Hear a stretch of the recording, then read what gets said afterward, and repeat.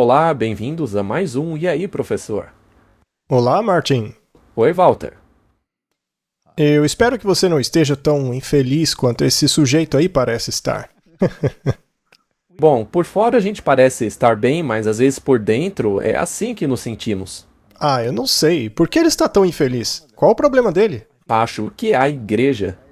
Bom, espero que seja uma igreja de inteligência artificial. Eu acho que é, Walter. Porque eu não quero que ninguém se contamine com a infelicidade desse senhor aí na tela. Dá pra ver pelos olhos dele que ele está bastante cansado. Ele provavelmente passou noite sem dormir por causa desse problema. Com certeza. Eu não sei, mas dá pra sentir uma... Empatia. Sim, com certeza. A gente entende o problema dele. Bom, vamos começar com oração. Querido Pai Celestial, no programa de hoje, nós queremos animar a todos. Mas só podemos fazer isso com a sua ajuda. Porque esta é a sua causa, é a sua igreja. Tudo isso tem a ver com o seu ministério. Então, por favor, dá-nos as palavras a serem ditas aqui hoje. Ajuda-nos, em nome de Jesus. Amém. Amém? Bom, acho que seremos Ridicularizados em alguns lugares, não é? muitos ficarão chateados conosco hoje, mas a pergunta do programa é: devemos deixar nossa igreja? Porque cada vez mais por aí ouvimos que essa é a coisa certa a se fazer. Há pessoas abandonando a igreja e elas têm os seus motivos. Já outros estão entrando em nossa igreja por razões exatamente opostas. Então é muito estranho o que está acontecendo nas igrejas, não é? Se você não concorda com o pensamento exato de algumas pessoas, neste caso, você está condenado a ir direto para o inferno. Você já encontrou pessoas que agem assim? Sim, para elas você já era. Se não concorda com elas, não há solução para você. Muito bem, vamos falar sobre a igreja. Devemos nós abandonar esta igreja? Como todos sabem, existe uma confusão de ideias dentro da igreja hoje. Sendo mais claro, existe uma apostasia dentro dela. Ou, melhor dizendo, existe uma apostasia de acordo com a percepção de algumas pessoas. Mas, segundo a percepção de outras pessoas, isso é fanatismo, então os dois nunca vão concordar. Mas, afinal, quem decide quem é joio e quem é trigo?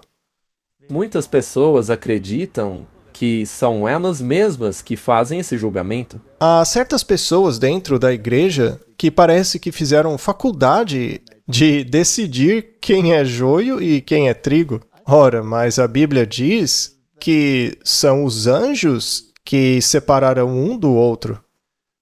Uns serão separados como joio e outro como trigo. Muitas vezes, no início, uma planta parecia uma erva daninha, mas, ao final das contas, na verdade não era. E especialmente no Oriente Médio, onde as ervas daninhas são muito parecidas com os grãos verdadeiros, e só era possível distinguir as variedades quando ambas estavam maduras. Além disso, um determinado grão pode estar em crescimento, não é? Nós já falamos disso muitas vezes. Sim, como o caso de Arão. Pois é, imagina só se o pessoal hoje tivesse que escolher se Arão faria parte da igreja quando Moisés desceu da montanha, não é? Você votaria nele na conferência geral, depois de vê-lo envolvido com o bezerro de ouro? Com certeza não. Com certeza não, não é? Pois é, esse é um exemplo complicado, não é? Mas, muito bem. Bom, devemos então sair da igreja, mas essa pergunta implica em quem é a igreja? E essa é uma questão muito importante. Essa é a questão que fomenta toda a discussão hoje em dia nas igrejas. E muitos usam o espírito de profecia para isso. Pois é, usam mesmo. Os dois lados. É verdade. Mas quem é a igreja, então? Martin, a Bíblia diz que o Espírito e a noiva dizem, vem. Exatamente. O que a noiva está fazendo ali? O Espírito não é suficiente? Quando Paulo estava a caminho de Damasco, o Espírito interveio. Cristo lhe apareceu. E ele, primeiramente, teve que ficar cego antes de poder enxergar. Então, ele foi colocado em conexão com a igreja. Ah, mas naquela época a igreja era perfeita, não é mesmo? A igreja naquela época era perfeitinha. Ora, como aquela igreja podia ser perfeita se ela discutia com Deus? Não, senhor. Você tem ideia de quem é esse cara aí que o senhor está me mandando para curar? Mas Deus disse, ele é um vaso escolhido por mim. Ou o que dizer do eunuco, que estava estudando o livro de Isaías. Ele queria saber quem era aquele indivíduo, ou aquilo tudo que estava sendo dito no livro do profeta Isaías, de quem ele está falando. E, bem, um anjo poderia ter aparecido e explicado a ele, o Espírito poderia ter guiá-lo na direção certa, mas ele enviou Filipe para o eunuco. Filipe foi enviado para lá de forma sobrenatural. É verdade. Para alcançá-lo, não é? Deus colocou um super turbo em Filipe e, de repente, ele apareceu em outra cidade. Bom, então vemos que o Senhor preocupou-se em enviar um representante de sua igreja. Vamos usar outro exemplo ainda. Pedro tinha essa noção de que todo gentio era impuro. E até mesmo comer com eles era um pecado terrível. Então, ele teve que ouvir 3 vezes de Deus, não diga que aquilo que Deus purificou é impuro. E então, logo depois, Pedro foi comer um torresmo. Não é? Não. Claro que não. Havia 3 gentios esperando por ele do lado de fora da casa. E o que foi que Pedro fez após ter visto aquela visão? Ele os convidou para ficar lá, para que pudessem planejar a viagem. E aí Pedro foi com eles. Mas ele sabia que estavam em apuros, então levou 6 pessoas como testemunhas. Veja, a igreja ainda é um corpo de Cristo. Sim. Bom, número 1. Os amigos de Pedro ficaram chateados, porque se aqueles gentios passassem a noite lá, significa que 6 gentios estariam dormindo em suas camas. Do jeito que eles eram, eles iam Queimar os colchões no dia seguinte. Exato. Mas aí Pedro foi com os gentios. E ao chegarem lá, os gentios, Cornélio e sua família, receberam o Espírito do mesmo jeito que os apóstolos. E o mais interessante é que quando Pedro voltou, ele imediatamente foi questionado sobre isso. Mas aí ele explicou a situação e a igreja aceitou com alegria. Até um pouco mais tarde, quando eles decidiram engatar a marcha ré, não é? Porque Paulo teve que repreender Pedro. Você sabe a história, né? Muito bem. Mas o fato é que, mesmo entre acertos e tropeços, a Igreja de Deus sempre foi a igreja. Então, o que é a igreja e por que ela é a igreja? Ela é um corpo, é o Espírito e a noiva. Afinal, quem precisa dessa noiva? Seria muito mais fácil simplesmente seguir o Espírito e jogar fora essa noiva atrapalhada. Esse homem aí provavelmente está com essa cara por causa da noiva, não é? Muito bem, vamos dar uma olhada nisso. Vamos fazer uma pergunta. Quem é a Igreja de Deus? Será que a Igreja de Deus é formada por pessoas perfeitas que nunca erram? Estes sim são os representantes de Deus, os perfeitos, a Igreja. Bem, a verdade é que a igreja não é assim. Com certeza não. Muito bem, vamos ver isso. Atos 7:36.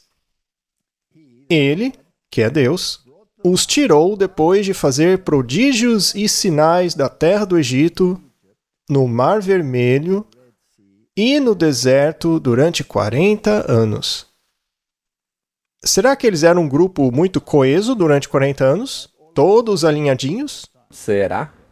É claro que não. Basta ler a Bíblia. A Bíblia é sempre o nosso guia. Bom, então Deus usou um representante, Moisés, para trazer os seus filhos para fora do Egito. E diz aqui no versículo 37, veja. Este é aquele Moisés que disse aos filhos de Israel: O Senhor vosso Deus vos suscitará dentre vossos irmãos um profeta semelhante a mim, e a ele ouvireis. Moisés era, na verdade, um representante de um poder superior. Sim. E isso, é claro, é uma referência a Jesus Cristo. Moisés, sendo um tipo de Cristo, teve que passar por algumas experiências de rejeição. Portanto, o antítipo, o próprio Cristo, teve que passar por um período de rejeição. Eles tiveram que ouvir Moisés porque ele era a palavra de Deus, mas eles se recusaram a ouvi-la. E assim, de forma semelhante, eles têm que crer mais tarde em Jesus. Mas ocorrerá a mesma oposição. E eu me refiro à oposição dentro da igreja. Sim, ocorre ainda hoje. Bom, o versículo 38 é muito esclarecedor. Este é o que estava na congregação no deserto com o anjo que lhe falava no monte Sinai e com nossos pais, o que recebeu as palavras vivas para nos-las dar. Os oráculos vivos que nos foram dados. Essa é a mensagem evangélica da salvação. Então, Moisés recebeu do anjo do Senhor as palavras de Deus. E então, dentro deste grupo, eles tinham instruções de como alcançar a vida eterna. Mas será que estas instruções eram apenas para eles? Bom, é aí que surge o problema. Sim, porque acharam que era isso mesmo. Mas não, as instruções deveriam ser propagadas, pregadas a todos, e eles seriam o exemplo delas. Muito bem, então quem é a Igreja de Deus? A Igreja de Deus consiste deste corpo, perfeito ou não, que possui os oráculos de Deus, que tem esta informação. Os oráculos, sim, são perfeitos. Sim, é a palavra de Deus. Eles contêm tudo. E os oráculos que Moisés recebeu foram o Pentateuco. Estes são os 5 primeiros livros de Moisés. E junto com esses 5 livros, ele também escreveu o livro de Jó, que conta sobre algumas mentalidades diferentes dentro da igreja que nem sempre estavam em harmonia com essa palavra. E é um livro muito bom. É incrível, como você acabou de dizer, isso explica um pouco das diferentes mentalidades dentro da igreja. Correto? Então ele escreveu os 5 primeiros livros e o livro de Jó, que fala sobre os conflitos e mentalidades. Ele também escreveu alguns salmos. É como se fosse um inário. Eles tinham um inário, eles tinham a palavra de Deus. E estes 5 primeiros livros, que em tipo apresentavam todo o plano da salvação.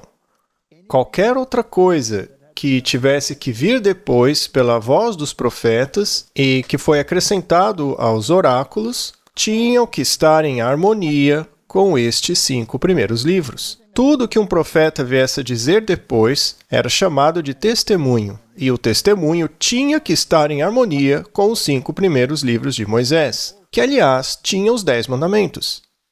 Essa é a palavra de Deus. Então Deus disse ao seu povo: olha, aqui estão as minhas informações. Agora pregue-as ao mundo. Agora, esse povo foi um total desastre. Mas mesmo assim, apesar de terem sido um desastre, muitos aceitaram a verdade e foram salvos. Eles olharam e viveram. Muito bem. Sabemos que a nação judaica rejeitou o Messias. Será que o Messias foi claramente retratado nos 5 primeiros livros da Bíblia? Claro. É como você disse, ele estava representado lá em tipologia, nos rituais do tabernáculo. Ele era o cordeiro inocente que deveria ser morto, e também o sacerdote. Ele era ambas as coisas. Ele foi o mediador de uma aliança. Então, o plano de salvação, tudo foi retratado ali no santuário. Como o plano da salvação funcionaria. Agora, você pode transformar tudo isso em um mero ritual e dizer, ok, estou seguindo o ritual, então vou ser salvo, pronto. Ou você pode estudar o que o ritual significa para ver qual é a realidade que ele representa e pedir um novo coração. Sim, e aí dizer, estou fazendo isso para honrar aquele que fez tudo isso por mim. Então, se eu decidisse não fazer nada do que está lá escrito, mas fosse um israelita, neste caso eu estaria caminhando com eles, mas na realidade não vivendo a verdade, é apenas fachada. Sim, eu poderia até fazer todos os sacrifícios e ofertas, etc., mas não seria de coração. Então, podemos dizer que esse foi um teste perfeito, vamos colocar assim, para ver se eles andariam pelo caminho ou não. E isso aconteceu dentro das fileiras da igreja. Bom, você pode abandonar essa igreja? Claro, se você quiser. Sim, mas neste caso você já não teria os oráculos. Não, você estaria no deserto. Pois Deus deu os oráculos à sua igreja. Você estaria na escuridão se não permanecesse com a verdade. Correto. Então vamos um pouco ainda mais longe e dizer que quando a nação judaica rejeitou o Messias, que foi claramente retratado no Pentateuco, quem então se tornou os guardiões dos oráculos de Deus? Esta é a questão. Quem hoje representa o que os oráculos, a palavra de Deus, têm a dizer? Vamos ler na Bíblia. Atos 13:46. Então Paulo e Barnabé, ousando, disseram. E veja, aqui eles estão falando aos judeus. Está falando aos israelitas biológicos. Eles disseram, era necessário que a palavra de Deus fosse pregada primeiro a vocês. Mas visto que vocês a rejeitam e se julgam indignos da vida eterna, eis que nos voltamos para os gentios. Vemos uma mudança aqui? Sim. Porque eles rejeitaram os oráculos. Eles tinham os oráculos, mas rejeitaram-o completamente. O que se tornaram eles então? Fizeram deles apenas um ritual, apenas uma tradição. Eles seguiam a tradição, mas não tinham mais os oráculos. Eles os tradicionalizaram, digamos assim. Então, vamos para Apocalipse 12, verso 6. Lá nos diz quem assumiu esses oráculos. E a mulher, lembre-se, na Bíblia, a mulher é a igreja. Ela fugiu para o deserto. Os filhos de Israel não passaram pelo deserto? Sim. Então temos uma experiência semelhante. Assim, a mensagem que abrigava a questão da salvação estava com os israelitas. Mas eles a rejeitaram. E Deus disse, então vou para os gentios, darei a eles. E assim nasce a igreja primitiva. Eles tinham a palavra de Deus, a mesma que os israelitas tinham, mas reconheciam que a figura central era o Messias e que o tipo havia encontrado o seu antítipo. Então, eles eram os únicos que podiam explicar e levar os oráculos de Deus ao mundo. E aqueles que queriam apenas manter a tradição e esquecer o significado dos símbolos foram deixados para trás. Individualmente, ainda poderiam se unir à igreja, mas como nação, já era. Foi tirado deles e dado aos gentios. Correto? E essa mulher, a igreja, também foi perseguida. Assim como perseguiram e mataram os profetas, eles perseguiram esta igreja.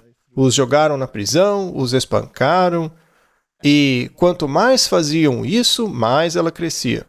Então, primeiramente, eles perseguiram a igreja. Eles enviaram Paulo para persegui-la. que naquela época ainda era chamado de Saulo, disseram, vai e persiga essas pessoas, mas ele se tornou um deles. Sim. E isso foi um problemão para eles. Então, esta seita terrível que ele mesmo perseguiu, na verdade, o acabou convencendo. E ele se uniu a ela. Ele agora tinha orgulho de fazer parte desta seita, não é? Então, esta é a igreja. Esta mulher foi perseguida não apenas internamente, mas também pelos poderes políticos.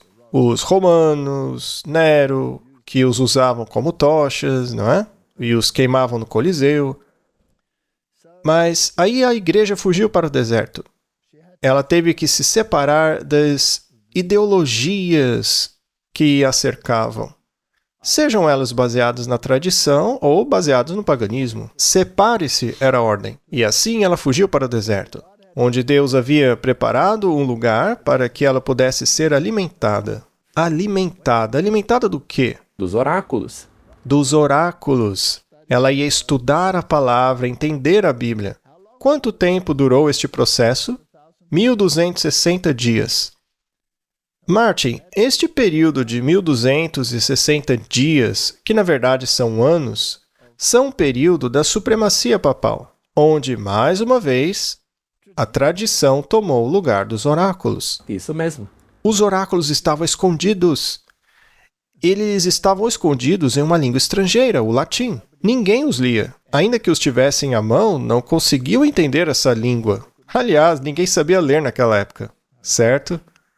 Mas Deus alimentou a sua igreja. A palavra não desapareceu. Então essa igreja era agora aquela que tinha os oráculos no deserto e era alimentada pela palavra de Deus. Mas o que acontece depois dos 1260 dias? E se você se lembrar do nosso entendimento profético, começou no ano 538, quando o papado assumiu sua influência política, até 1798, quando ele perdeu sua influência política. Agora, ela era apenas uma mulher que baseava seus ensinamentos na tradição, assim como os judeus. Mas após esse período, ela não era mais um poder político. Então, essa mulher que tinha os oráculos e era alimentada por eles durante aquele período de 1260 dias, que na verdade são anos, e terminou em 1798. O que aconteceu depois disso? Vamos ler Apocalipse 12 para ver o que aconteceu.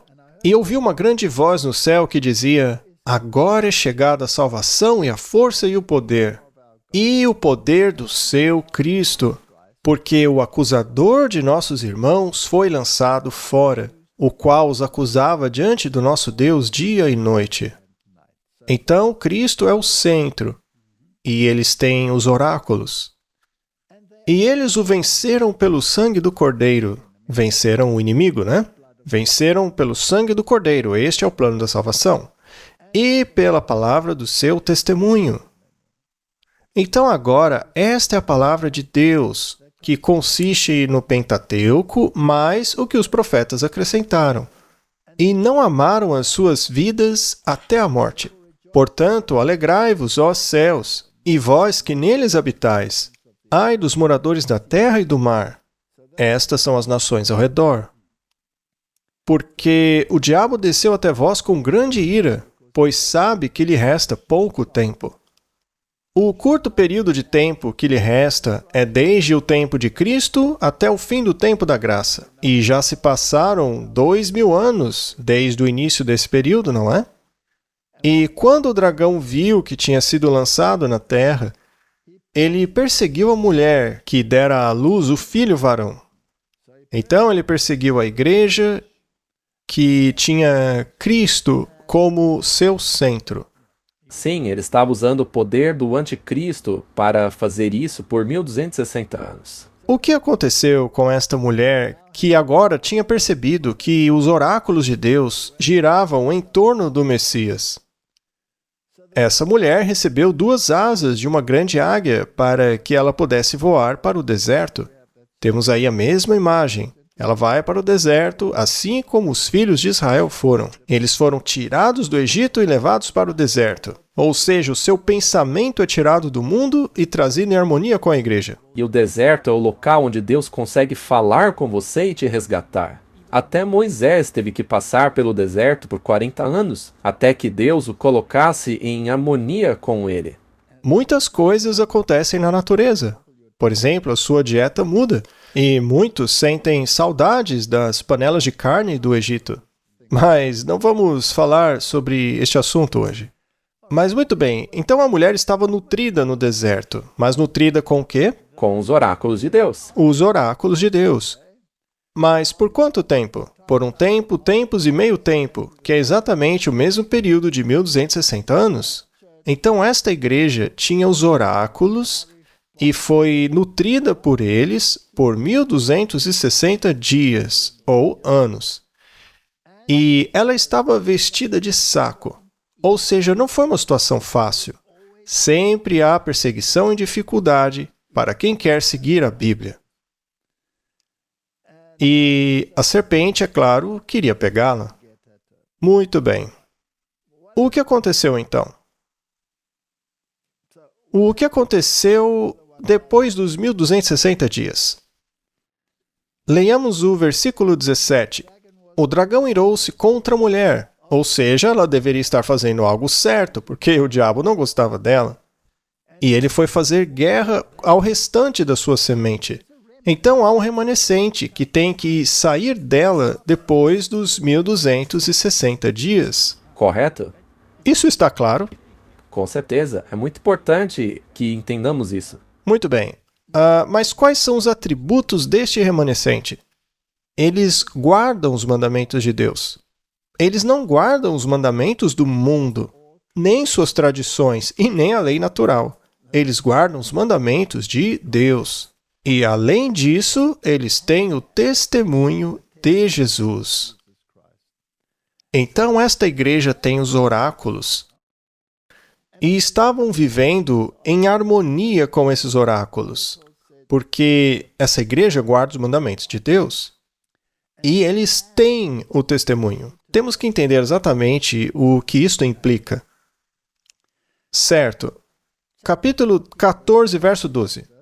Ele nos dirá o que esses santos estavam fazendo.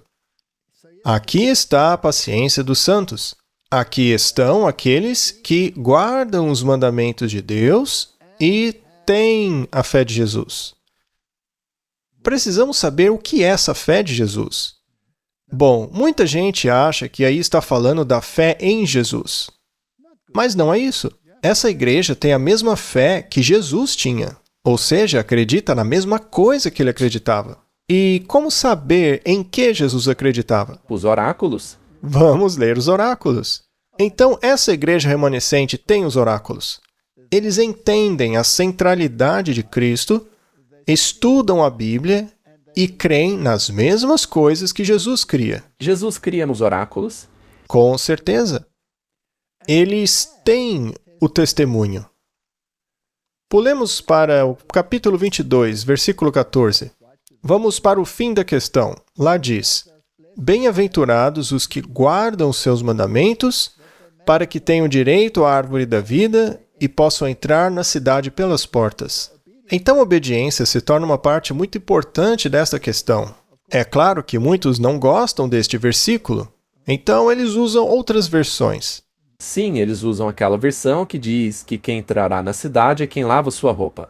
Sim, numa máquina de lavar. As versões do Sináitico e Vaticanos dizem esse tipo de coisa, que, na minha opinião, pertencem exatamente ao local onde foram encontrados, num cesto de lixo. Muitos discordam de mim, mas isso é a verdade. Muito bem, então temos um resumo aqui, né? Sim, e também é importante cumprir os mandamentos, como você acabou de dizer, mas é importante também que seja na sequência correta. Certo. Então, após 1798, quem ficou com os oráculos? A igreja que estava no deserto. E todos dessa igreja fazem isso? Ora, será que todos os israelitas obedeciam os mandamentos? Não. A questão é que aqueles que estão dentro deste grupo, o grupo que obedece os mandamentos, terá o direito de entrar pelos portões da cidade.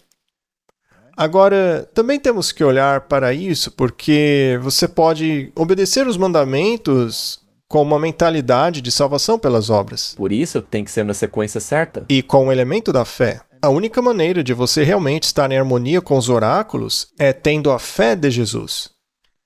É por isso que você tem dois aspectos envolvidos aí. Este grupo obedece os mandamentos e, ao mesmo tempo, tem a fé de Jesus. Exato. É por isso que guardam os mandamentos, na perspectiva correta. Muito bem. É por isso que eu disse que tem que ser na sequência certa. A fé vem em primeiro lugar e o resultado dela é a guarda dos mandamentos. Você não guarda os mandamentos para então obter a fé. Os oráculos não partiram basicamente dos israelitas, a nação física, de Israel, para a igreja e o deserto? Sim, E aí houve um remanescente, depois de 1798, que hoje tem os oráculos, sim, mas algum deles foi perfeito ao longo do caminho? não. Muito bem. E agora vem mais uma pergunta. O que é o testemunho? Estamos contextualizando aqui. Sim, fazendo um fundamento. Muito bem, Apocalipse 19:9. E ele me disse, escreve, bem-aventurados aqueles que são chamados à ceia das bodas do Cordeiro. Você gostaria de fazer parte disso? É claro. E ele me disse, estas são as verdadeiras palavras de Deus. Ou seja, Os oráculos, estamos falando dos oráculos. E lancei-me aos seus pés para o adorar. Ou seja, o apóstolo se prostrou diante do anjo. Mas o anjo disse a ele, não faça isso. Sou teu conservo e de teus irmãos, que têm o testemunho de Jesus. Tem o testemunho de Jesus, Martin? Adore a Deus. Porque o testemunho de Jesus é o espírito de profecia. Então, quando um profeta fala, em nome de quem ele está falando? de Deus, Ele está falando em nome de Deus, especificamente em nome de Jesus. Porque o testemunho de Jesus é o espírito de profecia. Deve haver um profeta que esteja recebendo esse testemunho, não é? Agora, esse remanescente tem o espírito de profecia? claro. Sim, porque ali diz que ele tem o espírito de profecia. E o que é isso? É o testemunho de Jesus. Então, deve haver o dom profético na igreja remanescente, certo? Bom, vamos dar uma olhada no que as pessoas ou instituições que foram as anfitriões dos oráculos de Deus, ou seja, a igreja que tinha a informação para dar aos outros. Essa não era a função dela? Não podemos guardar a verdade para nós. Não adianta nada esconder os oráculos de Deus dentro de uma gaveta. Temos que compartilhar. Claro, essa é a nossa obrigação. Senão você... Aquilo que recebemos de graça, temos que dar de graça, certo? Então, essa fé de Jesus, como ela foi restaurada à igreja? Em outras palavras, aquilo que Jesus acreditava, que está no plano da salvação, que está em sua palavra, como a igreja respondeu a isso? Os israelitas, quando saíram do Egito, estavam na escuridão? Total. E o que lhes deu a luz? Os oráculos? Ah, você que saiu do paganismo, você não estava na escuridão? Com certeza. E o que te deu a luz? A mesma coisa. E quem te apresentou os oráculos? A igreja?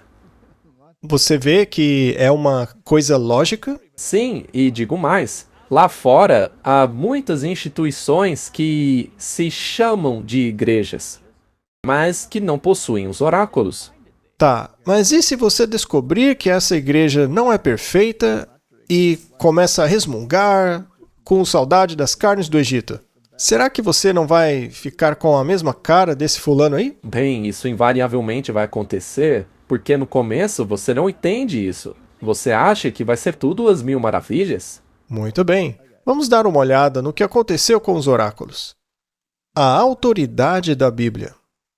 A igreja primitiva tinha os oráculos. Então eles, de alguma forma, acabaram se perdendo na tradição de novo, não é? Aí Deus teve que fazer algo a respeito. Sempre houve uma voz, como as do Valdenses ou Albigenses, ou de outras partes, como a Igreja Celta, que mantiveram a fé. Mas, basicamente, ela acabou se perdendo. Ela foi espalhada, né? Ninguém tinha todos os oráculos. Eles estavam escondidos em algum lugar. É interessante que durante este período havia oráculos, mas eles estavam dispersos. A mensagem não conseguia chegar onde deveria chegar, e nem com a força total que ela tinha. Os oráculos tinham que ser reagrupados. Se o mundo inteiro tem que ser avisado para que se tome a decisão final, certamente o mundo precisa dos oráculos. Sim, todos juntos. Todos eles. Muito bem, vamos dar uma olhada em como isso aconteceu. Tudo começou com a estrela da manhã da Reforma, Wycliffe. Ele entendeu a autoridade da Bíblia. Na verdade, ele traduziu a Bíblia, mas não tinha os manuscritos corretos. Mas ele fez o melhor que pôde. Então ele apontou para a autoridade da Bíblia e não para a autoridade daqueles que afirmavam ser a igreja, mas que ensinavam as tradições ao invés dos oráculos. Na verdade, essa igreja se colocou no lugar dos oráculos. Correto? O próximo passo ocorreu em 1400, a obediência a Deus e não ao homem. E isso foi por meio de Jan Hus. Ele foi um dos que descobriu os escritos de Wycliffe e deu um passo além. E o que fizeram a ele? Eles o queimaram. E o que fizeram a Wycliffe? Nada. Não conseguiram matá-lo. Mas depois que ele morreu e foi enterrado, eles exumaram os ossos e queimaram os ossos. Que coisa inútil, né? Recentemente eu vi que eles fizeram uma procissão com o santo lá nas ruas da Europa, com o esqueleto do santo vestido com uma roupa. E o coração do santo estava dentro de uma garrafa em algum lugar da igreja. As mãos estavam em outras igrejas para veneração. Então veja que os rituais dessa igreja são totalmente pagãos. É inacreditável. E as pessoas ainda dizem que as religiões africanas que são bárbaras. Mas no fim é a mesma coisa. É macabro. Mais de 100 mil peregrinos foram testemunhar essa coisa horrorosa. Mas, enfim, estamos mudando de assunto. Vamos à questão de novo aqui. Muito bem, mas o assunto aqui é a fé de Jesus. A mensagem de Wycliffe foi: vamos voltar à Bíblia. Já a de Hus foi: obedecer a Deus antes que ao homem. E em 1517, Martinho Lutero descobre a justificação de Cristo e a salvação pela graça. E isso causou um rebuliço, né? Eles amaldiçoaram Lutero por causa dessa heresia, não é? E em 1555 temos a liberdade de consciência por Calvino. Eu questiono se ele realmente viveu de acordo com isso, né? Porque afinal ele também perseguiu pessoas que discordavam dele. Mas pelo menos Ele colocou essa ideia no mundo, né? ele trouxe o oráculo de volta onde deveria estar. Sim, cada um tem o direito de escolha. Então, o batismo por imersão foi a próxima etapa. Foi o que Jesus representou. Então, tinha que se tornar parte da fé do povo de Deus, certo? Então, temos aqui uma recuperação progressiva do conhecimento. É quase como encontrar a palavra de Deus novamente e mergulhar nela. Então, qualquer um deles foi, na verdade, um portador dos oráculos. Bom, isso não significa que não houvesse indivíduos que entendessem que o batismo de adultos era a coisa certa a se fazer, como os anabatistas, que estavam lá desde 1650, já na época de Martinho Lutero. Mas, para chegar ao ponto em que isso realmente fosse tolerado, mal visto, mas tolerado, você tinha que chegar a esse ponto. Então, os batistas criaram uma estrutura organizada que reconhecia os oráculos e começou a entrar em harmonia com algumas destas questões. O próximo ponto foi em 1705, que é o senhorio de Cristo e a obediência a Ele, que ocorreu com Wesley. Ele não era muito popular. Na verdade, é uma coisa triste, né? Que o colocar a Cristo em seu lugar de direito te faz uma pessoa impopular. Sim, eles eram chamados de metodistas, porque eram acusados de que a salvação precisava de um método. Então, eles eram zombados por isso. Mas, mesmo eles tendo voltado aos mandamentos, por acaso guardavam o quarto mandamento? Não. Não, eles não guardavam o quarto mandamento. Mas pelo menos reconheceram que o nosso corpo é o templo do Deus vivo. E, sendo assim, temos que viver de acordo, temos que parar de beber, parar de fazer isso, aquilo. E isso fez dos metodistas muito impopulares. E então, de 1798 a 1844, temos a pregação da vinda pré-milenar de Cristo. Todo mundo estava construindo um reino aqui na Terra. E aí vem o movimento milerita dizendo, não. Cristo voltará para estabelecer o reino, e o reino é espiritual. Os judeus também não cometeram esse erro. Eles queriam o reino terrestre. Eles não queriam o reino de Jesus. Queriam os deles mesmos. Sim. É melhor que morra um homem do que o nosso sistema chegar ao fim. Eles tiveram um grande reavivamento. E a maioria deles que estavam no reavivamento eram milenaristas. Ou seja, queriam construir o reino aqui na Terra. Mas aí veio o movimento milerita, dizendo isso não é bíblico. E ele não foi o primeiro. Jan Hus, antes dele, também defendeu o pré-milenismo, dizendo que Cristo viria para estabelecer o reino. É o que diz o oráculo. E é isso que Jesus proclamou. Esta é a fé de Jesus. E eles o torturaram até ele morrer. Muito bem. Então, essa ideia voltou. E, à medida que avançamos pelos períodos de tempo, a Bíblia se torna cada vez mais importante. Obedecer a Deus e não ao homem. A justiça de Cristo e salvação pela graça. Liberdade de consciência. Poder para decidir, e não a igreja por você. Batismo por imersão. Você se torna um membro do corpo de Cristo ao entregar sua vida a Ele, aceitando os ensinamentos e ilustrando a morte do velho eu e a ressurreição no padrão de pensamento na fé de Jesus. E aí você entende que Jesus é o Senhor. Temos que ser obedientes a Ele, não apenas com leis espirituais, mas também as leis físicas da saúde. E isso foi com Wesley. E aí Cristo virá para estabelecer o reino e temos que ser obedientes a Ele. E, finalmente, a partir daí, temos o movimento adventista, que resume todas estas filosofias. Reunindo os oráculos. E isso, reunindo os oráculos. Em um sistema organizado. Sim. E proclamando a mensagem dos 3 anjos. Chegou a hora do seu juízo. Adorai aquele que fez os céus, a terra e as fontes das águas. As igrejas que não aceitam essa mensagem tornam-se parte da Babilônia. Elas caíram. E não aceite a marca da besta, não aceite uma religião baseada em falsas tradições, em um dia pagão de adoração, ao invés do caminho de Deus. Estas são as 3 mensagens angélicas. Então, quem tem os oráculos hoje, Martin? O movimento adventista. O movimento adventista tem os oráculos, então esta deve ser a igreja.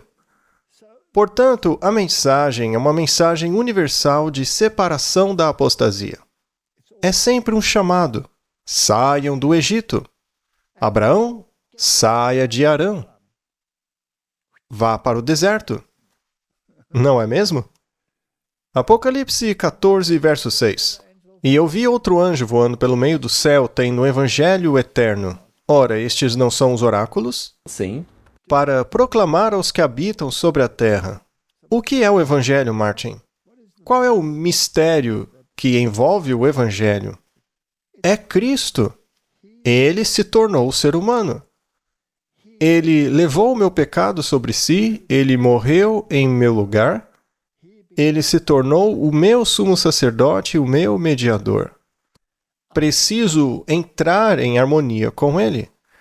Tenho que guardar os mandamentos e a fé de Jesus, acreditar no que ele acreditava, ou seja, nos oráculos. E ele está vindo para estabelecer um reino do qual eu quero fazer parte. Este é o Evangelho. Simples. Então, no versículo 18, e ouvi outra voz do céu dizendo, sai dela, povo meu, para que não sejas participante dos seus pecados. Ora, pecado é transgressão da lei. E para que não incorras nas suas pragas. Então, se você se recusar a obedecer a Deus, eventualmente você receberá as pragas. Esta é a mensagem do remanescente que tem os oráculos. Estes são a igreja de Deus. 2 Coríntios 6:17. Portanto, saí do meio deles, separai-vos, diz o Senhor, e não toqueis em coisa imunda, e eu vos receberei. É sempre parte da mensagem de Deus separar-nos dos padrões de pensamento do mundo, não é? Isso não deveria ser surpresa. Muito bem, Martin, vamos dar uma olhada no remanescente mais uma vez. Eles guardam os mandamentos de Deus. Eles também têm o testemunho. Sim, faz parte da mensagem do remanescente. Logo, eles têm que ter o espírito de profecia. Deve haver um profeta entre eles. Os israelitas tinham profetas entre eles, O tempo todo. mas eles também têm a fé de Jesus. Eles devem acreditar nos oráculos. E eles devem surgir após 1798. Isso é um detalhe muito importante. É dito claramente aqui em Apocalipse, capítulo 12, logo após a profecia dos 1260 dias. Eles devem pregar as 3 mensagens angélicas e deve ser um movimento mundial. Isso também é muito importante.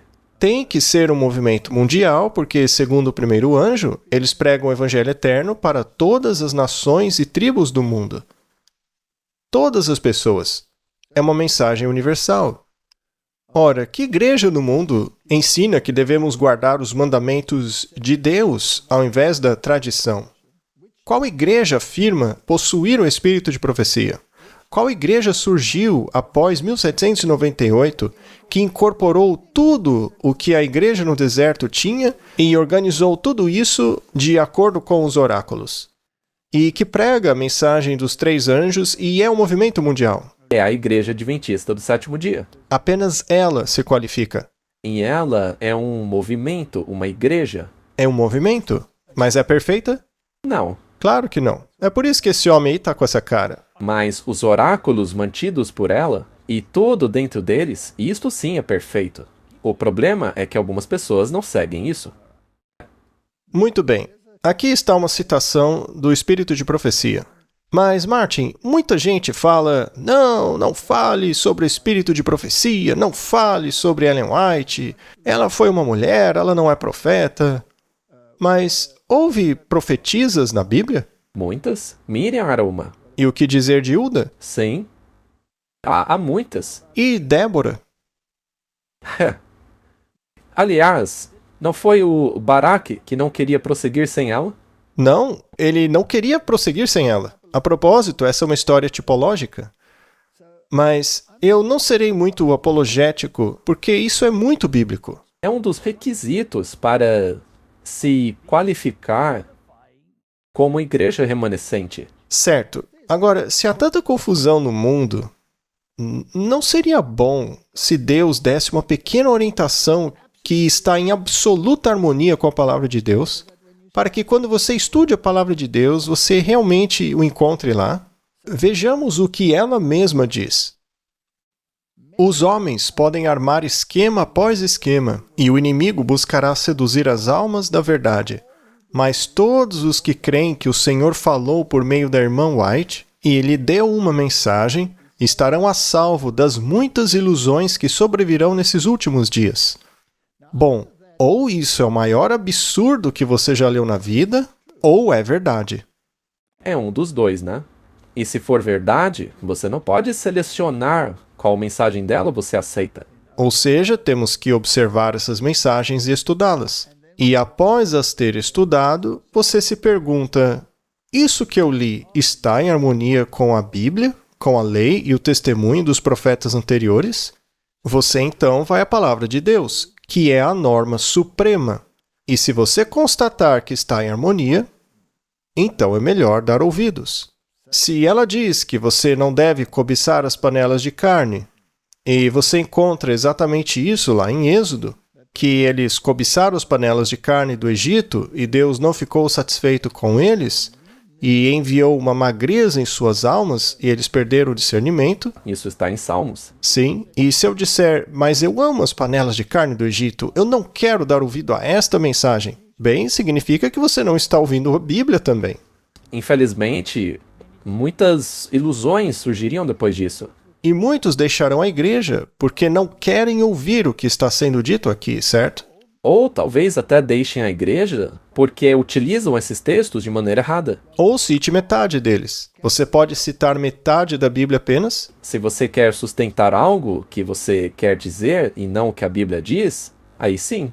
Só que isso é errado.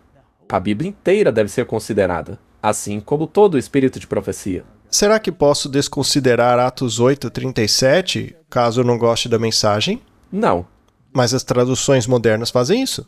Ah, sim, claro. Se não é conveniente, eles eliminam. Como fizeram na NIV, não é? Você simplesmente deixa de fora.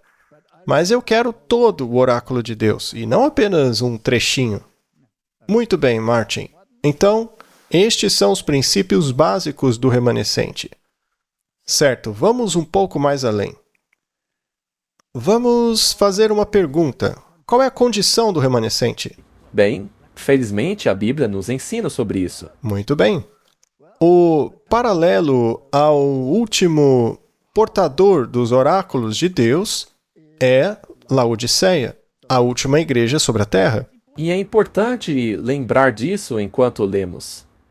Porque não há igreja depois da igreja de Laodiceia. Exatamente, ela é a última. Vamos dar uma olhada em sua condição. E ao anjo da igreja de Laodiceia escreve: Estas coisas diz o Amém, a testemunha fiel e verdadeira, o princípio da criação de Deus. Aqui está falando da lei e a fé de Jesus. E esta igreja é a última representante que tem os oráculos de Deus. Mas vejamos a situação dela. Conheço tuas obras. Sei que não és frio nem quente. Eu quisera que fosses frio ou quente. Vocês ficam em cima do muro. E assim, porque és morno e não és frio nem quente, eu a vomitarei da minha boca. São palavras fortes. Então, alguma coisa vai acontecer. Quem é que vai vomitá-la? Deus a vomitará. Não sou eu o vomitador, nem você. É você que está separando o joio do trigo? Com certeza não. E esses dois não ficam juntos até a colheita? Com certeza. A colheita já está acontecendo? Sim.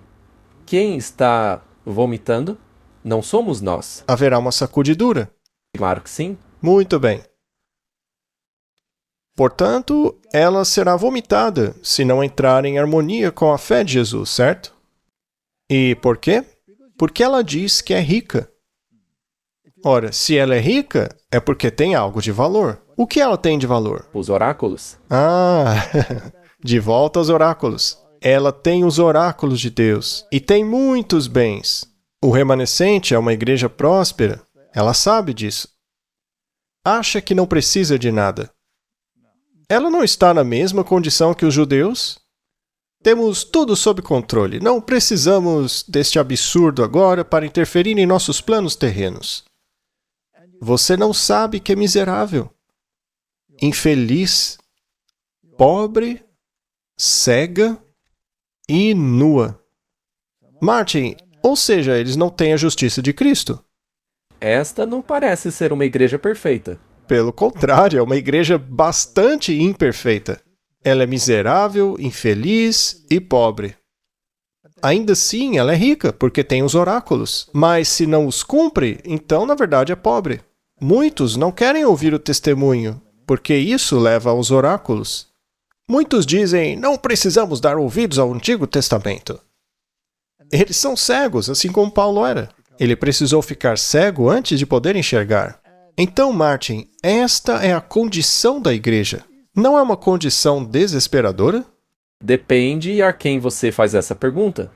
É desesperadora se você não Reagir. reagir. O que devemos fazer para escapar deste estado lamentável? Devemos praticar o que os oráculos dizem. Então vamos estudar isso, do contrário, estamos todos perdidos. E é importante afirmar essa questão porque, infelizmente, muitos nos acusam de incentivar as pessoas a ficarem dentro dessa igreja de Laodiceia.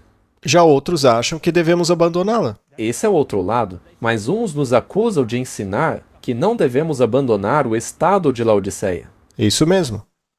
Bom, qual é a solução disso?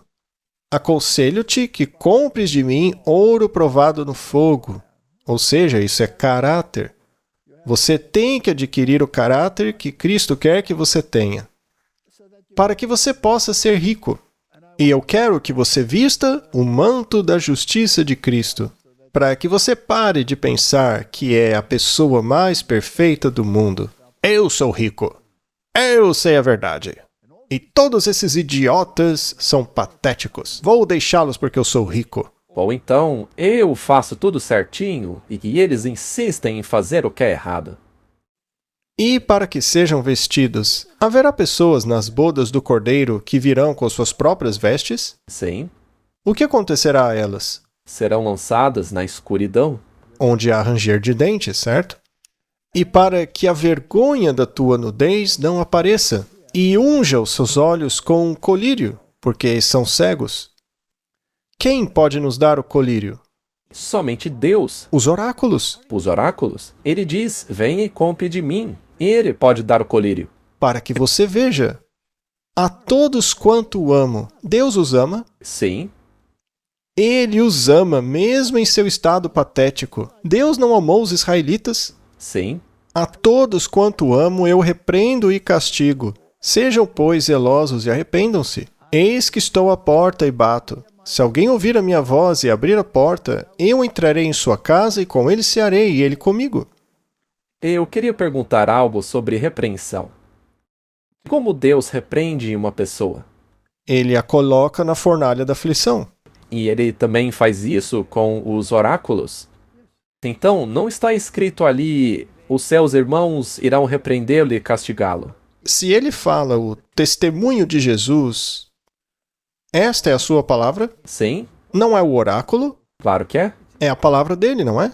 Mas tem que estar em harmonia com todo o restante, que é a palavra de Deus. É este livro aqui, chamado a Bíblia Sagrada. É ele quem faz a repreensão e a disciplina. Então, há uma superação aqui. E eu lhe concederei sentar-se comigo no meu trono, assim como eu também venci e sentei-me com meu Pai em seu trono. E se você tem ouvidos, então ouça o que o Espírito está dizendo. O Espírito vai ensinar. E isso é feito dentro do crisol, que é a igreja. Esta é a condição da última igreja.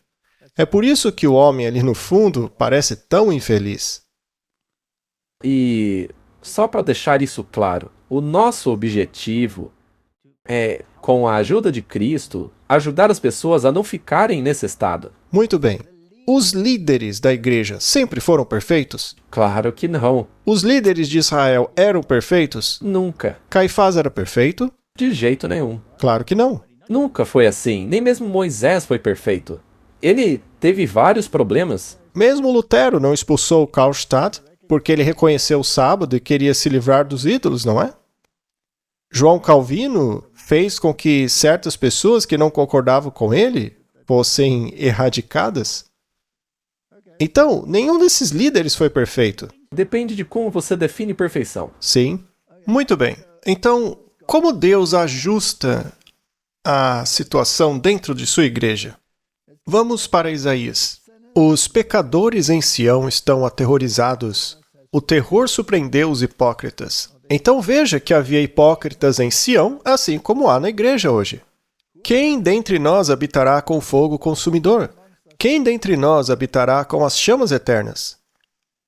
Aquele que anda em retidão, fala com retidão, despreza o ganho da opressão, sacode as mãos para não aceitar subornos, tapa os ouvidos para não ouvir falar de sangue e fecha os olhos para não ver o mal. Ou seja, ele não tem televisão em casa. É a pura verdade. É impossível que esse homem tenha TV em casa. Ele habitará nas alturas, o seu lugar de refúgio serão as fortalezas das rochas. Pão lhe será dado, que também é a palavra de Deus, e sua água será certa. Então, Martin, há uma sacudidura que ocorre no crisol que é chamada Igreja de Deus. Essa é a questão. E Ezequiel a expande ainda mais. Ele também clamou aos meus ouvidos em alta voz, dizendo: Fazei chegar os que estão encarregados da cidade, cada um com a sua arma destruidora na mão. E eis que 6 homens vinham do caminho da porta superior, que olha para o norte, ou seja, é onde está o trono de Deus, e cada um com uma arma destruidora na mão. E um homem entre eles estava vestido de linho, que é um símbolo da justiça de Cristo, com um tinteiro de escrivão à sua cintura. E entraram e se puseram junto ao altar de bronze. E a glória do Deus de Israel se levantou do querubim, sobre o qual ele estava, para a entrada da casa. E ele chamou o homem vestido de linho, que tinha o tinteiro de escrivão à sua cintura. Então temos aqui uma investigação, um registro de tudo o que está acontecendo no coração, certo? Quem é o homem com o tinteiro? Bem, é um anjo que foi enviado e ele foi comissionado a fazer o que Cristo lhe ordenou fazer, que é registrar o que todos estão fazendo. Então ele não é um membro da igreja. Não, ele é um ser angelical. E o Senhor lhe disse a esse anjo, né? Passa pelo meio da cidade, pelo meio de Jerusalém, que aqui é um símbolo da igreja. Na verdade, a gente poderia ler passe pelo meio da igreja, né? Passe pelo meio da igreja e marque com um sinal nas testas dos homens que decidiram deixar a igreja por causa do seu estado de Laodiceia. É isso que diz aí no texto, Martin? Não. Vamos ler novamente. Vamos lá. Vou tentar ler de novo esse oráculo. Vamos lá. Coloque uma marca na testa, ou seja, pensar em harmonia com o testemunho de Jesus, dos homens que suspiram e choram por toda a abominação que se faz no meio dela. Parece esse homem aí. Parece esse homem, mas neste caso ele não saiu da igreja, ao contrário dos outros que decidem abandonar a igreja de Deus. Exatamente. Tudo bem você suspirar e chorar no meio da noite. Mas será que é bom suspirar e chorar pedindo para que todo mundo saia da igreja? Claro que não. Ele só está suspirando e chorando, mas dentro da igreja. Continuando. E aos outros disse: Passai pela cidade após ele e matai. Não poupeis o vosso olho, nem tenhais piedade. Matai velhos, moços, moças, crianças, mulheres, até exterminá-los. Mas não vos aproximei de nenhum homem sobre quem estiver o testemunho e a fé de Jesus. E começai pelo meu santuário. Quem vai resolver a bagunça então, Martin? Deus com seus anjos. É Deus que vai limpar a igreja. Ele não está pedindo para que a gente saia dela. Deixe que Deus separe o joio do trigo. Então começaram pelos anciãos que estavam diante da casa. E é por isso que eu fiz aquela pergunta antes. Não é um membro da igreja, ou um pastor, um evangelista que está fazendo essa obra aí. Não, não é. Há pessoas que estão suspirando e chorando pelo que acontece na igreja, mas Deus resolverá isso no final. Não cabe a nós querer fazer uma obra que cabe somente a Deus, mas muitos querem fazer no lugar dele. Muito bem, vamos ler um trecho do Espírito de Profecia. Esta será uma discussão bem substancial, mas vamos ver aonde ela nos leva. Deus está guiando um povo. Ele escolheu um povo, uma igreja na terra, a quem ele fez depositários de sua lei. Ou seja, esta igreja possui os oráculos de Deus. Ele lhes confiou uma responsabilidade sagrada e uma verdade eterna a ser dada ao mundo. Ele os reprovaria e corrigiria. A mensagem aos laodicenses se aplica aos adventistas do sétimo dia, que tiveram grande luz e não andaram na luz. Quem? Os adventistas do sétimo dia. São aqueles que fizeram uma grande profissão de fé, mas não se mantiveram em sintonia com seu líder, e serão vomitados de sua boca a menos que se arrependam. A mensagem que declara a Igreja Adventista do sétimo dia como Babilônia e que chama o povo de Deus para fora dela, não vem de nenhum mensageiro celestial ou de nenhum agente humano inspirado pelo Espírito de Deus. Será que ela foi clara o suficiente? Ela foi, mas ainda assim as pessoas conseguem distorcer e mutilar a mensagem. Porque eles dizem, mas o adventismo, blá blá blá. É por isso que foi importante você começar perguntando quem é a igreja. Porque eles dizem que isso daí é só para os membros da igreja. Para eles, o templo é uma igreja e não esta organização. É verdade. Quando a provação do corpo terminou no tempo de Jesus, foi então que essa decisão foi tomada. Se você decidiu não aceitar o Messias, você sofreria as consequências da destruição de Jerusalém. O mesmo acontecerá no final. É que ainda não chegamos lá, mas estamos perto. Mas nesta fase, esta organização Ficará de pé. ainda que frágil e imperfeita, ela permanece. Bom, a gente vai chegar lá, né? Sim, logo logo. Muito bem. Cristo disse sobre o seu povo: Vós sois a luz do mundo. Nós somos o povo denominado do Senhor. Nós temos os oráculos, Sim, é uma denominação. chamada para proclamar as verdades de origem celestial. A obra mais solene e sagrada já dada aos mortais é a proclamação da primeira, segunda e terceira mensagens angélicas ao nosso mundo. Nas nossas grandes cidades, deve haver institutos de saúde para cuidar dos doentes e ensinar os grandes princípios da reforma da saúde. Os israelitas estavam sob um grande princípio da reforma da saúde, e eles não reclamaram disso? Sim, o tempo todo. Eu tenho uma pergunta. Há pessoas por aí que dizem que nós, especialmente eu, somos cães mudos que não latem contra os males dentro da igreja. Reclamam que não mencionamos os nomes dos que estão em erro. Mas já explicamos por que não fazemos isso. Nós atacamos os princípios errados e não os nomes. Porque amanhã será um outro nome. Sempre muda. Mais cedo ou mais tarde vai ser outra pessoa fazendo aquilo. Por exemplo, existem pessoas em altos cargos na igreja envolvidas em concílios ecumênicos. Sim. Pessoas que dizem: nós não pregamos as 3 mensagens angélicas. Não devemos pregar essas mensagens. Temos que pregar apenas o nome de Jesus. Só que Jesus nos ordenou pregar as 3 mensagens angélicas. Certo.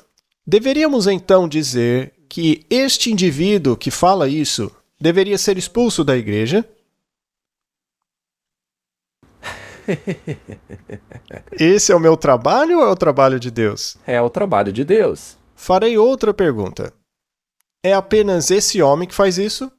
Ou existem centenas como ele na igreja? Existem. Existe uma maneira certa e uma errada de se lidar com este problema. A igreja tem instruções muito claras sobre como lidar com esta situação. Martin, será que já enfrentamos confrontos? Ou melhor, para ser mais preciso, por acaso eu não passei por grandes confrontos contra várias pessoas da igreja que têm essa mentalidade de não pregar as 3 mensagens angélicas? Sim, E eu não fui duramente criticado por essas pessoas? sim, Não fui convocado a comissões? Não escrevi cartas a eles, sem dúvida. denunciando publicamente o que estava acontecendo? Veja, minha esposa escreveu um livro chamado Dwelling in a Secret Place, onde toda a história é contada, incluindo uma das cartas que foi escrita para cada líder dentro desta organização. Está na internet, é gratuito. Baixe em nossa página web, leia o livro e veja se realmente fomos cães mudos que não latimos contra os males da igreja. A questão é que nós acreditamos haver uma maneira certa de se fazer isso. Não atacamos nomes, mas o princípio errado. Por acaso, já defendemos alguma vez o ecumenismo em nosso ministério? Nunca. Jamais. Nunca. Nós não temos insistido que a mensagem de saúde é um importante braço direito do Evangelho? Claro que sim. E por acaso nós somos populares por causa disso? Não. De jeito nenhum. Não. Mas eles também rejeitam o espírito de profecia nessa questão, não é? Então, eles não estão mantendo o testemunho, que é o espírito de profecia. Então, Martin, isso é muito importante. Temos que pregar as 3 mensagens angélicas. E o fato de algumas pessoas não quererem isso por terem mentalidade ecumênica é problema delas. Sabe, é interessante também que somos acusados, especialmente você, de sermos totalmente contra ministérios independentes. Como assim? Eu pertenço a um ministério independente. Se chama Clash of Minds. Sim, somos independentes. Como eu poderia ser contra isso? O que eu sou contrário é a ministérios independentes que ensinam que temos que nos separar da igreja, porque esta se tornou Babilônia. Eu não acredito nisso. Eu também não. Com certeza não. Não de acordo com o que acabamos de ler. Eu não acredito. O quão longe essa igreja irá em termos de apostasia? Bem, ela diz em Mensagens Escolhidas que pode parecer que a igreja vai cair, mas ela não vai cair. É simples assim. Ela permanecerá de pé enquanto os pecadores de Sião serão sacudidos para fora e separados do precioso trigo. É uma tarefa terrível, mas deve acontecer. Então, Martin, haverá uma limpeza, mas é Deus quem fará isso. E infelizmente, se você tiver uma certa mentalidade de como isso vai acontecer, não se surpreenda quando não sair exatamente do jeito que você esperava. Porque na maioria das vezes, as pessoas diriam: serão as pessoas que não concordam com tudo. O lado mais liberal de tudo isso. Mas se você for conservador e ainda assim sair da igreja, estará tão perdido quanto os liberais? Sim, estarão no mesmo barco. Tenho outra pergunta. Temos um ministério independente e também temos um instituto de saúde. O ministério independente é o Clash of Minds e o de saúde é o Verity Center. Nós temos os dois. E assim acabou que irritamos certos setores da sociedade por causa disso. Mas será que alguém já foi batizado no Clash of Minds? Não. Não. Não, porque esta não é a orientação dos oráculos. Você é um ancião da igreja? Sim. E eu sou um pastor ordenado na igreja. Sou um adventista do 7º dia. Não porque essa igreja seja perfeita, mas porque ela possui os oráculos. E em certos lugares eles já... Bom, basicamente, qual a diferença entre ser demitido ou proibido de falar? É a mesma coisa. Eu fui banido de falar em certos lugares. Mas eu fui expulso da igreja ou estou em situação irregular? De jeito nenhum. Eu acabei de ser um palestrante de uma campal aqui em nossa grande conferência, que é um local público. Veja, alguns acham ruim que eu esteja cantando de acordo com a melodia dos líderes da igreja. Ora, mas eu vou cantar de acordo com a melodia dos líderes da igreja se eles estiverem em harmonia com a Bíblia e o espírito de profecia. Cantarei a mesma música que eles, mas se não estiverem, aí apontarei para as faltas, não os nomes. Por exemplo, dentro do contexto dessa epidemia recente que aconteceu, nós deixamos a nossa posição muito clara. E essa posição não estava necessariamente em harmonia com a liderança da igreja. Exatamente. Deixamos isso bem claro. Nós não apoiamos algumas posições que o corpo da igreja tomou. Correto. Na verdade, fizemos vários vídeos explicando por que adotamos uma posição contrária. Correto, mas baseamos isso em princípios e não em indivíduos. Muito bem, então a igreja pode parecer que vai cair, mas não cairá. Há outra citação do Espírito de Profecia que diz assim: o Senhor declarou que a história do passado será reencenada quando entrarmos no trabalho de encerramento. Certamente isso vai acontecer. Cada verdade que Ele deu para estes últimos dias deve ser proclamada ao mundo. Toda ela. Cada pilar que Ele estabeleceu deve ser fortalecido. Não podemos agora nos afastar do fundamento que Deus estabeleceu. Não podemos agora entrar em nenhuma nova organização, pois isso significaria apostasia de verdade. Esta é uma afirmação muito clara. Talvez nós vamos falar sobre isso, mas eu quero mencionar já. Foi isso que eu quis dizer quando mencionei que algumas pessoas gostam de usar partes do Espírito de Profecia para fazer uma afirmação. Isso foi escrito em 1905 porque havia certas declarações que veremos a seguir foram escritas anteriormente. Mas você tem que equilibrar os dois para ter certeza de que ela não disse vamos sair da igreja. Isso mesmo, nós já vamos ver isso. Fui instruída a dizer aos adventistas do sétimo dia em todo o mundo: Deus nos chamou como um povo para sermos um tesouro peculiar para Ele. Ele designou que sua igreja na terra permaneça perfeitamente unida no Espírito e no conselho do Senhor dos Exércitos até o fim dos tempos. Se seguirmos a história de Israel, sempre houve discórdia dentro do povo, mas a verdade sempre esteve lá. Temos aí mais uma citação do Espírito de Profecia.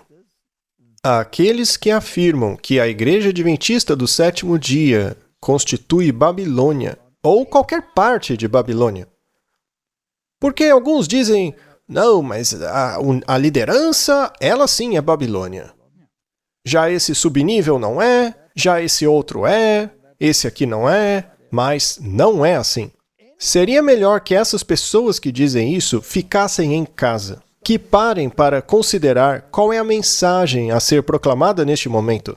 Em vez de trabalhar com agentes divinos para preparar um povo para estar de pé no dia do Senhor, eles se posicionaram com aquele que é o acusador dos irmãos, que os acusa diante de Deus dia e noite. Não acuse os irmãos. Sim, chore entre o pórtico e o altar, por causa do mal que está sendo feito dentro de Israel. Porque sim, existe apostasia em nossas fileiras, mas Deus vai resolver isso. Não abandone a igreja, seja um exemplo dentro dela. Por acaso você abandonou a igreja quando te ordenaram a não pregar as 3 mensagens angélicas dentro dela?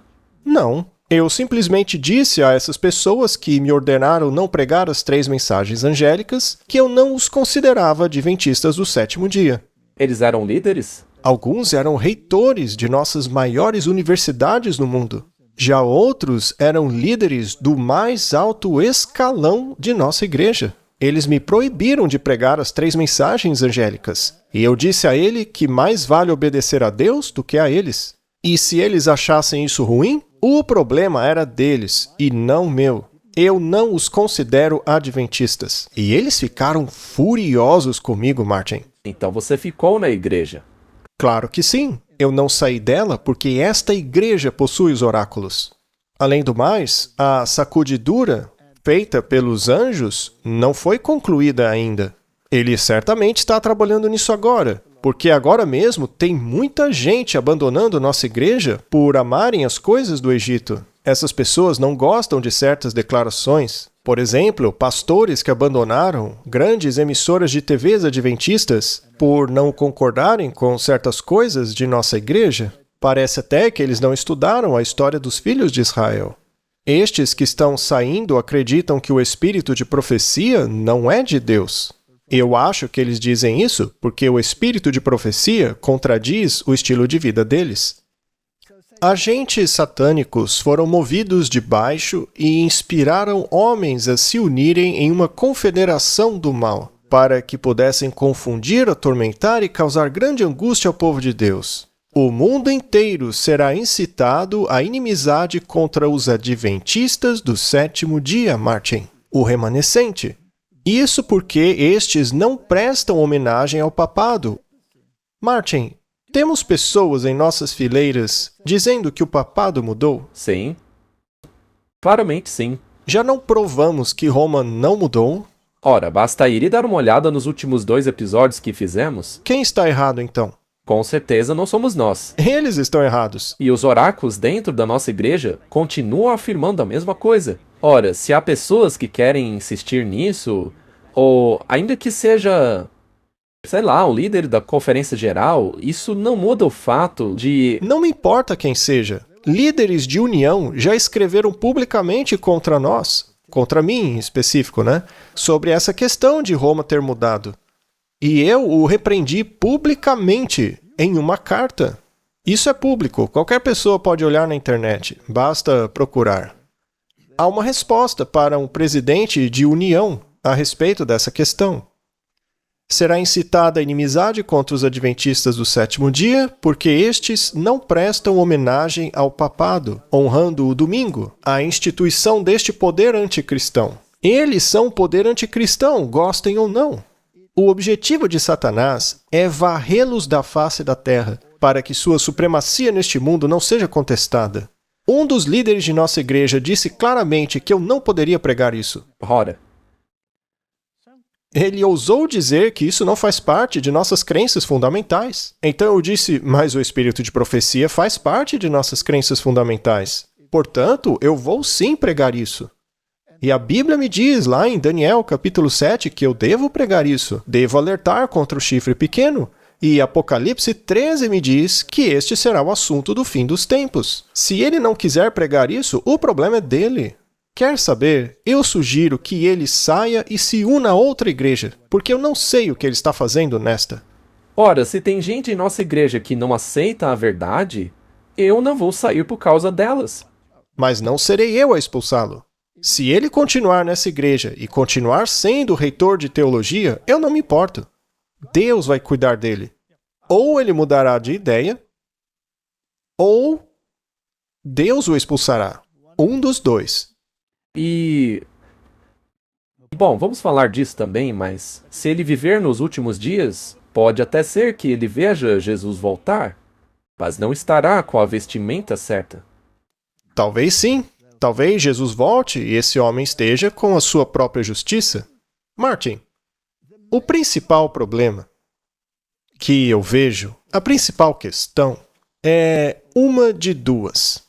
Aqueles que agarram-se à sua própria justiça pensam que são perfeitos, e os outros são todos imperfeitos. Então eles se separam da igreja.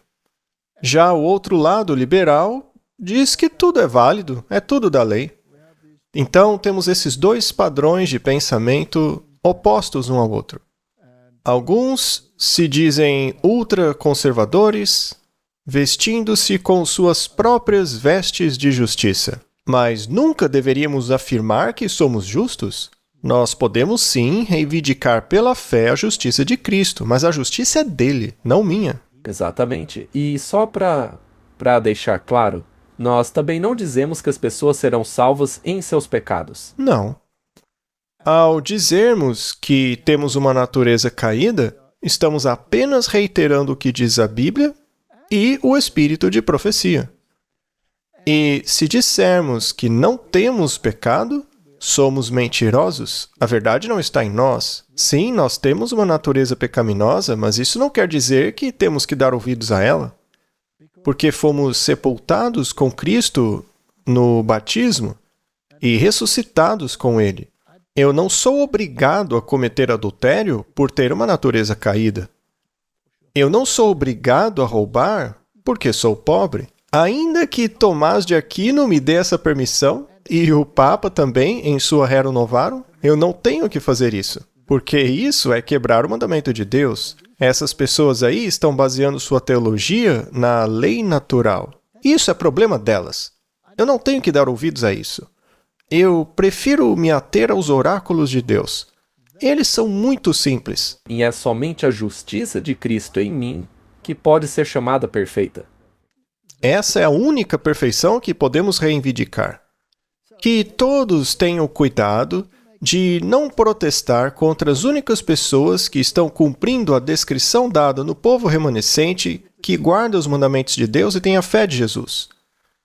Martin, essa é uma declaração muito importante.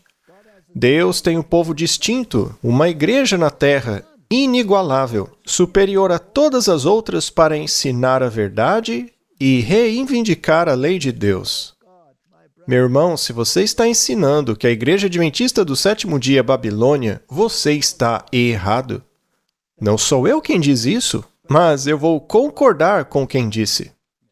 Portanto, todos esses indivíduos que ficam criticando a Igreja e se separaram dela, eles o fizeram por sua própria vontade. Na verdade, eu escrevi cartas para alguns deles, pedindo que reconsiderassem sua decisão. Afinal, por que eu sofreria sozinho nessa igreja?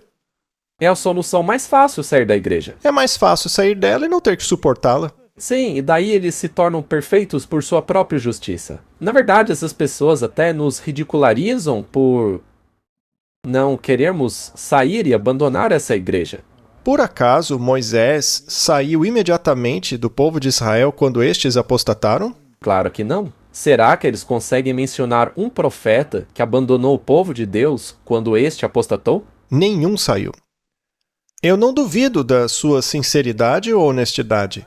Já escrevi longas cartas em diferentes momentos para aqueles que acusam a Igreja Adventista do Sétimo Dia de ser Babilônia. Eu também escrevi longas cartas, todos podem lê-las. Estão no livro da minha esposa, gratuito na internet, não está escondida de ninguém.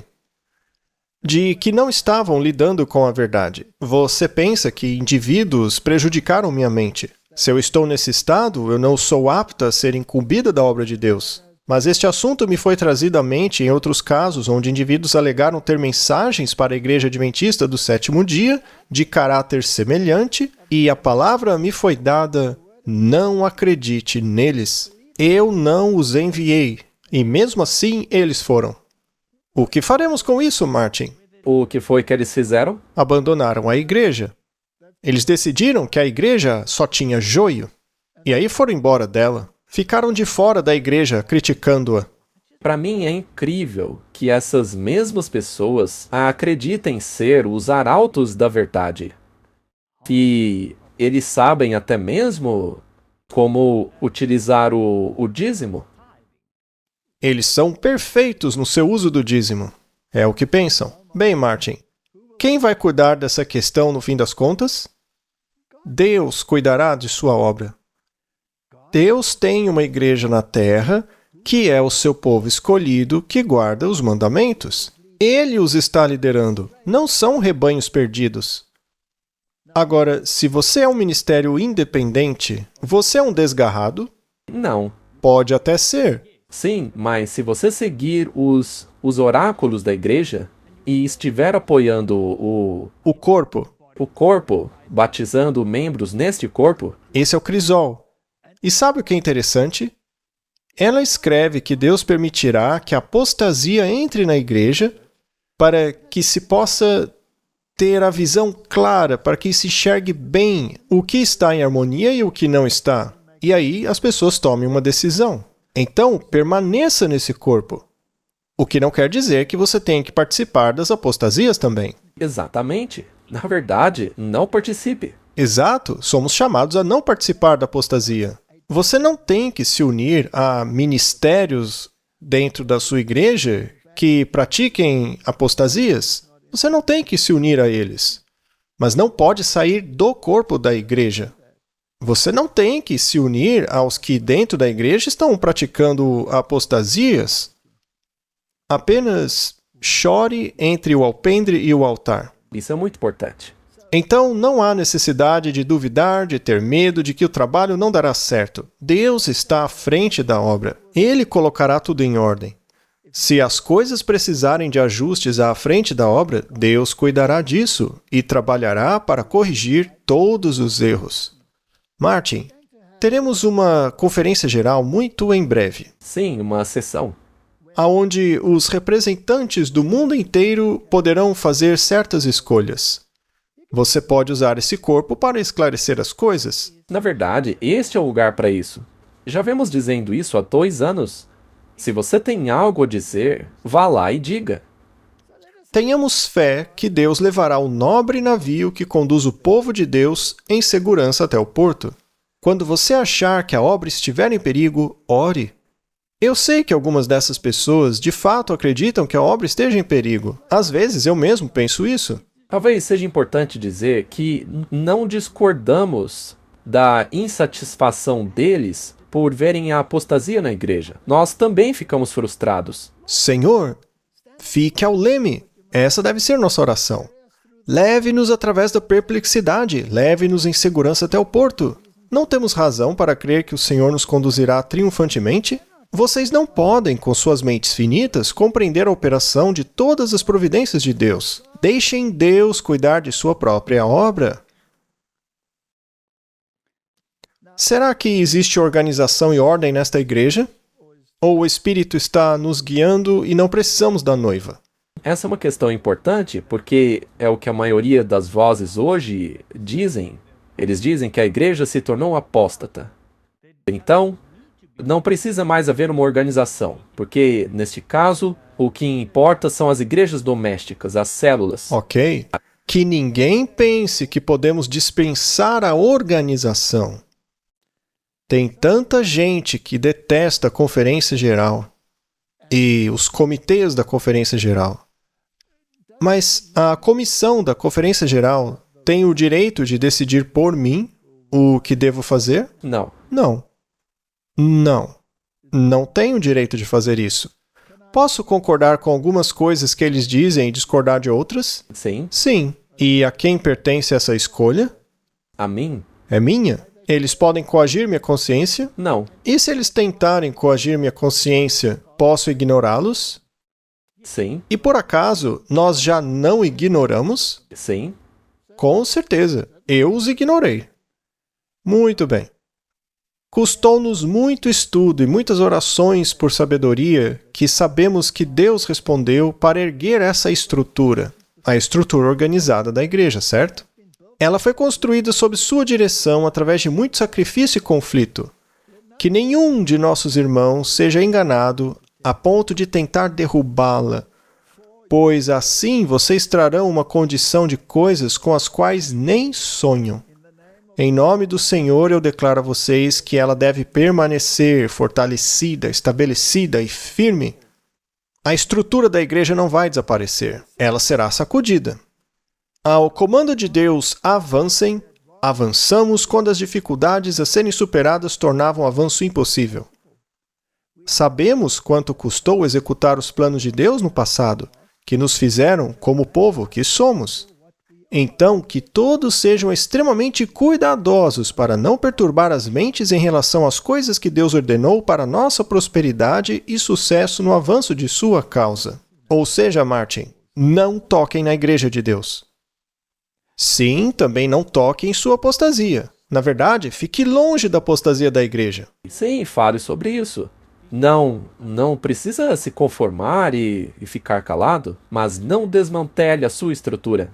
Quando eu olho para o que alguns líderes estão fazendo, especialmente na Europa, e em algumas partes da América do Norte, ou em qualquer parte do mundo, na verdade, eu fico chocado. Chocado. Ainda assim, eu não saio dessa igreja, porque sei que Deus a limpará. Mas será que o povo de Deus perdeu confiança nesta igreja? Vamos ser muito cuidadosos com essa questão. Sim, nós colocamos essa citação aí para mostrar que houve um tempo no passado no qual Ellen White não estava feliz com o que estava acontecendo. Especialmente na alta liderança. É o trabalho baseado em princípios errados que trouxe a causa de Deus ao seu atual embaraço. O povo perdeu a confiança naqueles que têm a administração da obra. No entanto, sempre ouvimos que a voz da conferência é a voz de Deus. Toda vez que ouvi isso, pensei que fosse quase uma blasfêmia. Não acabamos de dizer isso? Que o que sai da boca de alguns líderes chega até mesmo a ser blasfêmia? Toda vez que ouvi isso, cheguei ao ponto de pensar que fosse uma blasfêmia. A voz da conferência deveria ser a voz de Deus, mas não é, porque alguns em conexão com ela não são homens de fé e oração, não são homens de princípios elevados. Não há uma busca de Deus de todo o coração, não há uma compreensão da terrível responsabilidade que repousa sobre aqueles nesta instituição de moldar as mentes à semelhança divina. Ou seja, Martin, naquela época, havia líderes que não estavam agindo em harmonia com os princípios de Deus. Eles estavam fazendo tudo o contrário do que dizia a Bíblia. É possível que hoje tenhamos líderes semelhantes àqueles? Não todos, mas alguns? Com certeza. Com certeza. E isso aí me diz que estes líderes liderarão na direção errada, mas não me diz que sou obrigado a segui-los por serem líderes. Claro que não. Isso foi em 1901. Agora, vamos avançar um pouco no tempo, para 1909.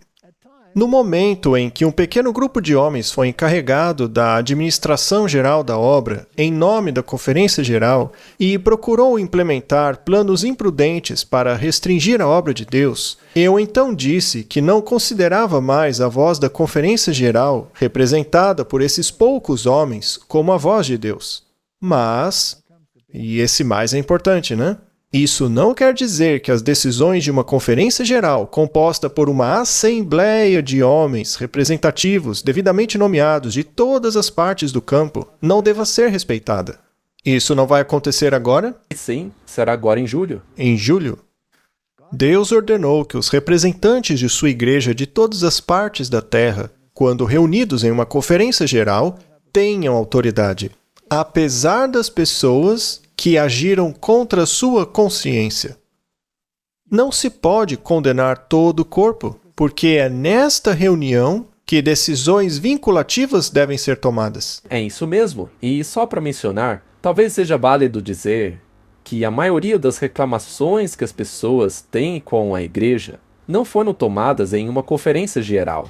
Não, foi em um nível muito menor. Foram tomadas por uma pequena comissão. E se você não concorda com essa comissão, você está em seu direito. Eles não têm autoridade para ditarem doutrinas. Então, é aí que está a autoridade. Toda a igreja tomando uma decisão. Esta é a beleza da Igreja Adventista do Sétimo Dia. Nós não temos um papa. Não temos um sínodo.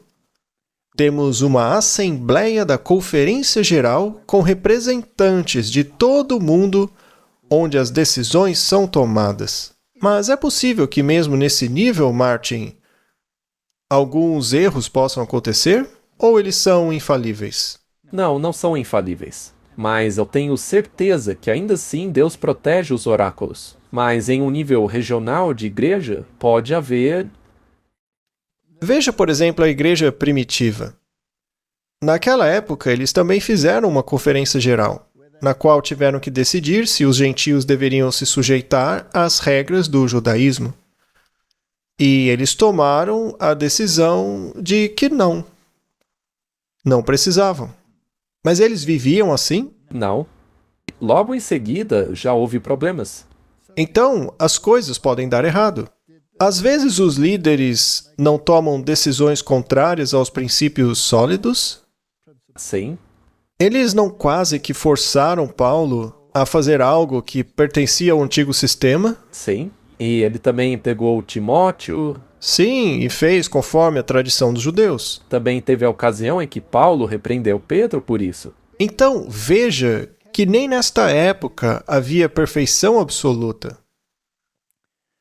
Portanto, o erro que alguns correm o risco de cometer é dar à mente e ao julgamento de um homem, ou de um pequeno grupo de homens, a plena medida de autoridade e influência que Deus investiu em sua igreja, no julgamento e na voz da Conferência Geral, convocada para planejar a prosperidade e o avanço de sua obra. Mas e se alguns dos líderes disserem: nós discordamos daquele indivíduo ou daquele outro, porque eles estão pregando uma mensagem de saúde contrária à nossa opinião? Devemos então obedecer a esse líder de alto nível? Ou devemos consultar os oráculos? Devemos consultar os oráculos e o espírito de profecia. E se esse líder, não importa a posição dele, estiver contradizendo essas coisas, Ignore-o. Ignore-o. E se você tivesse uma discussão cara a cara com ele, você poderia dizer: eu não concordo com você, não farei o que você diz, porque creio que a sua ideia é completamente errada. Muito obrigado. Você tem o direito de fazer isso. Muito bem. Então, Martin, é assim que funciona. E a propósito, as coisas que estamos mencionando não estão acontecendo? Eles não estão dizendo: olha, aquele cara ali que prega a mensagem da saúde não é bem-vindo. sim, estão dizendo isso. Já outros dizem que ele é muito bem-vindo em nossas fileiras. Portanto, Deus investiu sua igreja com autoridade e poder especiais que ninguém pode ser justificado em desconsiderar e desprezar. Pois quem faz isso despreza a voz de Deus. Atos dos Apóstolos. Então, Martin, vamos resumir. De acordo com as Escrituras, existem duas classes na igreja que não participarão das bodas do Cordeiro. O primeiro grupo é aquele que não tem azeite. Eles não têm o Espírito Santo trabalhando em suas vidas para colocá-las em harmonia com os oráculos. Mateus 5:10. E, tendo elas ido comprá-lo, chegou o noivo. E as que estavam preparadas entraram com ele para as bodas, e fechou-se a porta. Depois vieram também as outras virgens, dizendo: Senhor, Senhor, abre-nos. Mas ele, respondendo, disse: Em verdade vos digo que não as conheço. Vigiai, pois, porque não sabeis o dia nem a hora em que o Filho do Homem há de vir.